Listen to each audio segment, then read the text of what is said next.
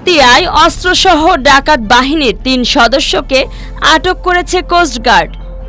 হাতিয়া প্রতিনিধি ফিরোজ উদ্দিনের পাঠানো প্রতিবেদনে দেখুন বিস্তারিত। নোয়াখালীর দ্বীপ উপজেলা হাতিয়ার টাঙ্কিরঘাট এলাকায় দুর্ধর্ষ ডাকাত রব বাহিনীর ৩ সক্রিয় সদস্যকে অস্ত্রসহ আটক করেছে কোস্টগার্ড। সোমবার ১৯ মে সকালে বিষয়টি নিশ্চিত করেন বিসিজি দক্ষিণ জোন মিডিয়া কর্মকর্তা লেফটেন্যান্ট কমান্ডার হারুনুর রশিদ। এ সময় ৫টি দেশীয় আগ্নেয়াস্ত্র, ২ রাউন্ড তাজা কার্তুজ এবং ২টি দেশীয় অস্ত্রসহ তাদের আটক করা হয়।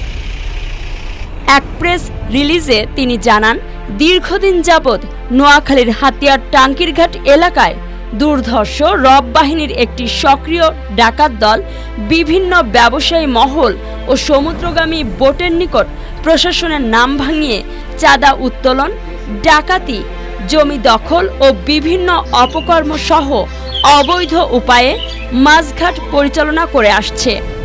এমন গোপন সংবাদের ভিত্তিতে গত রাতে বিসিজি স্টেশন হাতিয়া এবং নৌ পুলিশের সমন্বিত অভিযানে টাঙ্কিরঘাট এলাকা থেকে ডাকাত বাহিনীর প্রধান আব্দুর রব এর গাড়ি তল্লাশি করা হয়।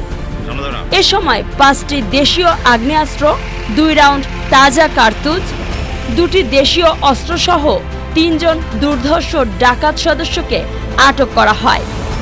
পরে আইনানুগ ব্যবস্থা গ্রহণের জন্য আটককৃতদের হাতিয়া থানায় হস্তান্তর করা হয়।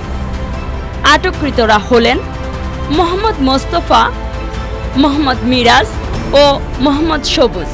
তারা সবাই নোয়াখালীর হাতিয়া উপজেলাধীন টাঙ্কিরঘাট এলাকার বাসিন্দা বলে জানান মিডিয়া কর্মকর্তা।